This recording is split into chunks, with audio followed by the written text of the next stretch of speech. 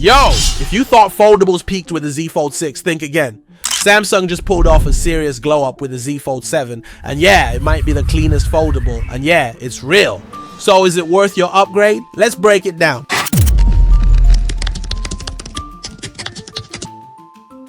First off, yes, it finally folds flat, no hinge gap. It's thinner, lighter, and just feels more like a premium phone than ever before. Huge win! The new Flex display is brighter and smoother, with better durability and fewer visible creases. Whether you're binge watching or multitasking, it feels next gen. With a new Snapdragon 8 Gen 4, everything flies. App launches, multitasking, gaming, buttery smooth. And the battery efficiency is better this time around, so you're not scrambling for a charger by 5 p.m. AI features are fully integrated now, from live translations to real-time transcription, AI summaries, and smart replies. And yes, it all runs on device, no cloud lag. Under the hood, Snapdragon 8 Elite, 12 GB RAM, and up to 1 TB storage. It's a beast!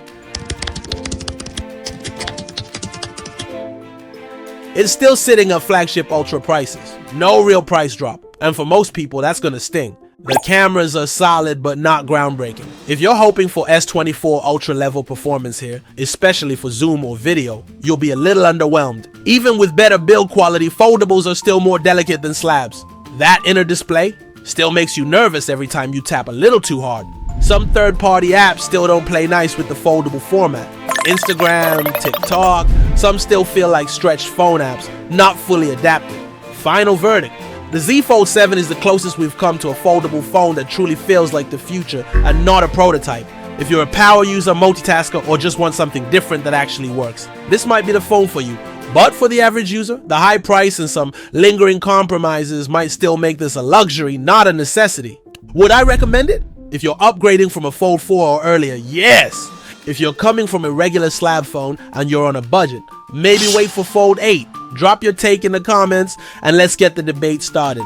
And don't forget to subscribe for more tech reviews, leaks, and honest takes. No hype, just facts.